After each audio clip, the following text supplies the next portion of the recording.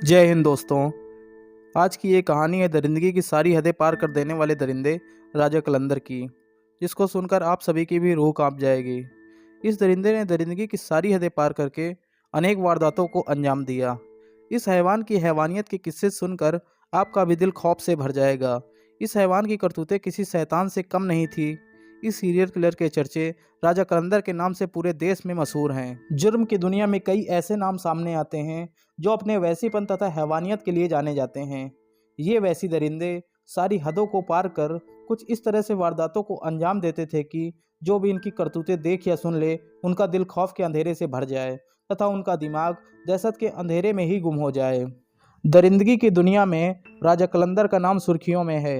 राजा कलंदर की करतूतों को उजागर करती एक डॉक्यूमेंट्री नेटफ्लिक्स पर स्ट्रीम हुई है, जिसका नाम Indian predator the diary of a serial killer है, जिसका निर्माण इंडिया टुडे ओरिजिनल ने किया है। इंडिया टुडे ग्रुप की इस डॉक्यूमेंट्री को देखकर आपके भी रोंगटे खड़े हो जाएंगे। आज क्राइम की हर चैनल पर पेश है कहानी उसी खौफनाक सीरियल किलर दरिंदे राम निरंजन की। ये कहानी शुरू होती है 14 दिसंबर सन 2000 को उत्तर प्रदेश के इलाहाबाद शहर से। इलाहाबाद के शंकरगढ़ कस्बे में रहने वाले पत्रकार धीरेन्द्र सिंह जो दैनिक समाचार आज में काम करते थे। पत्रकार धीरेन्द्र सिंह ने अपने काम से अपनी अलग ही पहचान बनाई थी। 14 दिसंबर को भी वह अपने घर से काम पर जाने के लिए निकले थे। उन्हें कहाँ पता था कि ये उनके काम का आखिरी दिन था और इस दिन के बाद वे कभी वापस घर नहीं लौटेंगे। उनके घर न लौटने पर उनके परिजनों ने उन्हें सभी जगह तलाशना शुरू किया। उनके बारे में पड़ोस से लेकर दफ्तर तक और दोस्तों से लेकर रिश्तेदारों तक पूछताछ की, लेकिन घर वालों के हाथ निराशा ही लगी और पत्रकार धीरेन्द्र सिंह का कुछ अता पता नहीं चला और मामला पुलिस तक जा पहुंचा। पुलिस ने भी बिना देर किए थाना कीटगंज में पत्रकार की गुमशुदगी दर्ज कर ली और जोरों शोरों से धीरेन्द्र सिंह की तलाश जारी कर दी। पुलिस को भी इस बात का अंदाजा कहाँ था कि ये तलाश लंबी होने वाली है और ये मामला बहुत ही गंभीर होने वाला है। इसी दौरान पुलिस ने जब परिवार वालों से पूछा कि क्या धीरेन्द्र की किसी से कोई रंजिश या दुश्मनी थी, तो परिजनों ने सीधे तो किसी पर आरोप नहीं लगाया, मगर इस बीच पत्रकार धीरेन्द्र के घर वालों ने पुरानी रंजिश के चलते राम निरंजन कोल नाम के एक शख्स पर शक होने की बात कही। इसी शक की बुनियाद पर पुलिस ने पत्रकार धीरेन्द्र के गुम हो जाने के करीब एक हफ्ते बाद राम निरंजन कोल और उसके साले बच्चराज को गिरफ्तार कर लिया। मामले का खुलासा होता है राम निरंजन कोल के नाम से, क्योंकि राम निरंजन कोल कोई और नहीं बल्कि इसी का दूसरा नाम राजा कलंदर था। यह महाशय इलाहाबाद के शंकरगढ़ इलाके के रहने वाले थे। 90 के दौर में राजा कलंदर नैनी में मौजूद सीओडी छिवली में कर्मचारी था। राजा कलंदर की पत्नी फूलन देवी उन दिनों इलाहाबाद जिला पंचायत की सदस्य थी। राजा कलंदर ने 90 के दशक में ही जुर्म की राह पकड़ ली थी और जुर्म करने लगा था।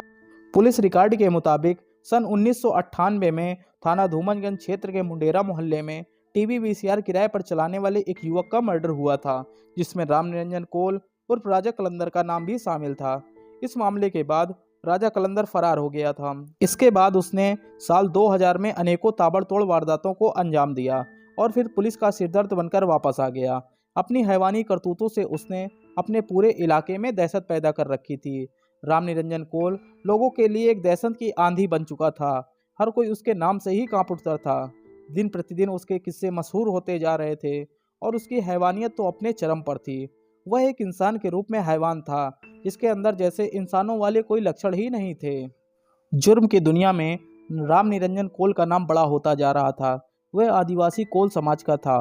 उसका रौब दहशत देखकर उसकी जाति बिरादरी के लोग उसे कोल जाति का राजा मानने लगे थे तथा उसकी जाति के लोग उसके आगे नतमस्तक होने लगे थे। इन सारी चीज़ों ने उसकी हैवानियत को और बढ़ावा दिया और यहीं से उसका नाम राम निरंजन कोल की बजाय राजा कलंदर हो गया। उसका ये नाम उसकी जाति के लोग बस नहीं जानते थे, बल्कि पुलिस की फाइल हो या आम लोगों सभी उसे राजा कलंदर के नाम से ही जानने लगे थे। धीरे धीरे जुर्म की दुनिया में उसका यही नाम आम हो गया और उसके जुर्म उसे दिन प्रतिदिन प्रसिद्ध करते चले गए। उसका ये नाम इतना चर्चित था कि कम ही लोग उसके असली नाम से वाकिफ थे। पूरी दुनिया के साथ साथ वह खुद भी अपने को राजा कलंदर ही मानने लगा था। पत्रकार धीरेन्द्र को गुमशुदा हुए करीब 8 दिन बीत चुके थे। उनके परिवार वाले पुलिस के सामने किसी अनहोनी की आशंका पहले ही जता चुके थे। खैर, अब राजा कलंदर पुलिस की गिरफ्त में था। गिरफ्त में लेने के बाद पुलिस ने उससे पूछताछ शुरू की। शुरुआती समय वह पुलिस को भटकाता रहा, लेकिन बाद में उसने पुलिस के सामने जो कहानी बयां की, उसे सुनकर पुलिस वाले भी खौफजदा हो गए। हकीकत ये थी कि 14 दिसंबर सन 2000 को ही पत्रकार धीरेन्द्र सिंह का कत्ल हो चुका था। पत्रकार धीरेन्द्र की मौत की खबर सुनकर पुलिस वालों के तो जैसे हाथ पैर ही ठंडे पड़ चुके थे, पर अब कर भी क्या सकते थे। परिवार वालों का तो जैसे सखी यकीन में बदल गया था। अब पुलिस वालों के सामने वो राज खुलने जा रहा था जिसकी पुलिस तो क्या किसी दानव ने भी कल्पना तक न की होगी। राम निरंजन कोल उर्फ राजा कलंदर के बयान दर्ज किए जा रहे थे। वो बोलता जा रहा था, पुलिस वाले खामोशी से सुनते जा रहे थे। उसके बयान से पता चला कि इस कत्ल की पटकथा 1998 में ही लिखी जा चुकी थी, जब एक मामले में पत्रकार धीरेन्द्र सिंह के भाई ने राजा कलंदर को नामजद करते हुए एक एफआईआर दर्ज कराई थी। तभी से राजा कलंदर पत्रकार धीरेन्द्र सिंह के खिलाफ षड्यंत्र रचने लगा था तथा पत्रकार के पूरे परिवार को अपना दुश्मन समझने लगा था। राजा कलंदर को यह बड़ी अच्छी तरह से पता था कि पत्रकार होने के नाते धीरेन्द्र की पुलिस में खासी इज्जत थी। उसके खिलाफ दर्ज हुई एफआईआर में भी उसका पूरा हाथ था। वह इसी वजह से पत्रकार धीरेन्द्र सिंह से बदला लेना चाहता था। कुछ जानकारों का यह भी कहना था कि पत्रकार धीरेन्द्र सिंह को राजा कलंदर की कुछ काली करतूतों के बारे में पता चल गया था और पत्रकार जल्द ही उसके करतूतों का खुलासा करने वाले थे। इस वजह से भी वह पत्रकार धीरेन्द्र सिंह को अपना सबसे बड़ा दुश्मन मानता था और पत्रकार को मारकर अपना रास्ता साफ करके अपनी करतूतों को आगे कायम रखना चाहता था। लोगों का कहना था कि वह अपनी हैवानियत के चलते कुछ भी कर देता था, उसे किसी का कोई डर नहीं था। राम निरंजन कोल उर्फ राजा कलंदर ने पुलिस को बताया कि वारदात के दिन उसने पत्रकार धीरेन्द्र सिंह को विश्वास में लेकर अपने पिपरी फार्म हाउस पर बुलाया था। जब पत्रकार धीरेन्द्र सिंह वहां पहुंचे तो दिन ढल चुका था। सर्दियां होने के कारण जल्द ही सभी जगह सन्नाटा हो जाता था। इस सन्नाटे ने जैसे कलंदर के इरादे और मजबूत कर दिए थे। पत्रकार धीरेन्द्र कुमार ने पहुंचकर देखा कि फार्म हाउस में राजा कलंदर और उनका साला बच्छराज वहां अलाव जलाकर बैठे थे। उन दोनों ने पत्रकार को बड़े ही प्यार से आग के सामने बैठ जाने को कहा। जब धीरेन्द्र सिंह अलाव के पास बैठ गए तभी उनकी पीठ पर बच्छराज ने गोली मार दी। मौके पर पत्रकार धीरेन्द्र सिंह ने दम तोड़ दिया। राजा कलंदर और उसका साला बच्छराज लाश को ठिकाने लगाने की तैयारी पहले ही कर चुके थे। उन दोनों हैवानों ने धीरेन्द्र सिंह की लाश को टाटा सूमो कार में डाला और मध्य प्रदेश की सीमा में दाखिल हो गए, जहां उन दोनों ने पहले धीरेन्द्र का सिर और लिंग उसके जिस्म से काटकर अलग कर दिया। इसके बाद उन्होंने लिंग और धड़ को वही खेत में दफना दिया, जबकि उसका सिर पॉलीथीन में लपेटकर अपने फार्म हाउस ले आया। उसके कपड़े उन्होंने एक झाड़ी में फेंक दिए थे। इसके बाद दोनों वहां से निकल गए और अपने फार्म हाउस आ गए। उनका बर्ताव देखकर ऐसा लग रहा था जैसे कुछ हुआ ही ना हो। दोनों ने किसी इंसान को ऐसे मारा जैसे आप हम एक मच्छर को मार देते हैं। उनकी इस हैवानी करतूत ने एक परिवार को अनाथ कर दिया था, पर उन दोनों के चेहरे पर एक सिकन भी ना थी। राजा कलंदर ने पुलिस को बताया कि उसने पत्रकार धीरेन्द्र सिंह की लाश को ठिकाने लगाने के बाद उसकी मोटरसाइकिल बनारस में रहने वाले अपने समधी दशरथ लाल को दी थी और धीरेन्द्र के जूते बख्शराज ने रख लिए थे और बाकी बचा धीरेन्द्र का मोबाइल फ़ोन जो उसने खुद अपने पास रख लिया था। अब पुलिस को उस हथियार को बरामद करना था जिससे दोनों ने पत्रकार का कत्ल किया था और वो सारा सामान जो कत्ल करने के बाद राजा कलंदर ने ठिकाने लगाया था। पुलिस ने जांच पड़ताल शुरू की और जांच के दौरान जब पुलिस राजा कलंदर और जिला पंचायत सदस्य फूलन देवी के घर पहुंची तो वहां से पत्रकार धीरेन्द्र सिंह का सामान बरामद हो गया। इसी जांच पड़ताल के दौरान पुलिस के हाथ एक ऐसी डायरी लगी जो पुलिस के आगे एक बड़ा राज खोलने वाली थी। जब पुलिस के अधिकारियों ने राजा कलंदर के उस डायरी के पन्ने पलटने शुरू किए तो उनके होश ही उड़ गए। उस छोटी सी डायरी में कत्ल और हैवानियत की ऐसी दास्तान लिखी थी जो किसी को भी सदमे में डाल दे। ये दास्तान सुनकर हर कोई परेशान था। कोई भी शख्स इस दास्तान पर यकीन कर ही नहीं पा रहा था। हर कोई बस यही कह रहा था कि कोई इंसान इतना कैसे गिर सकता है। कोई भी यकीन नहीं कर पा रहा था कि जिसे लोग आम मुजरिम समझते थे वो असल में एक सनकी आदमखोर दरिंदा था। ये दरिंदा अपनी सनक चलते किसी को नहीं छोड़ता था। उसके घर बरामद डायरी से पुलिस को यह पता चला कि उसने केवल पत्रकार धीरेन्द्र सिंह को ही नहीं अनेकों निर्दोषों को पहले भी मार चुका था और अपने नापाक इरादों को अंजाम दे चुका था। पुलिस के हाथ लगी यह डायरी चीख चीख कर कह रही थी कि राजा कलंदर एक बड़ा आदमखोर खूनी है। यह सब देखकर पुलिस ने जांच का दायरा बढ़ा दिया था। अब ये मामला केवल एक पत्रकार के कत्ल का नहीं रह गया था, बल्कि पुलिस के सामने एक सीरियल किलर था जो लोगों को खून करके उनके जिस्म के टुकड़े टुकड़े कर देता था और मरने वाले की खोपड़ी से भेजा निकालकर उसे उबालता और सूप बनाकर पी जाता था।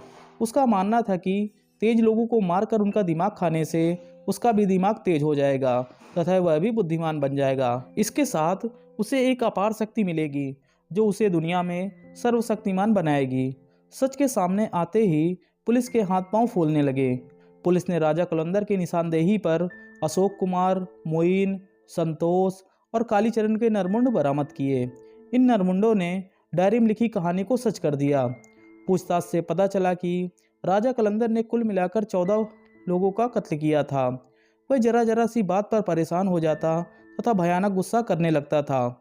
उसने बताया कि वह लोगों का खून अपना दिमाग तेज करने के लिए करता था, परंतु उसने पत्रकार को इसलिए नहीं मारा था। उसने बताया उसे डर था कि कहीं पत्रकार उसका राज न खोल दे, इसलिए उसने पत्रकार को रास्ते से हटा दिया। वह लोगों को मारकर उनके सिर को रखकर बाकी शरीर के टुकड़े करके उन्हें इधर उधर फेंक देता था। भेजा खाकर खोपड़ी में कलर करके उनके नाम लिखकर लोगों की खोपड़ियों को अपने फार्म हाउस के पेड़ पर लटका देता था। पुलिस इन सभी मामलों की तहकीकात करती रही। आदमखोर राजा कलंदर अब पुलिस की हिरासत में था।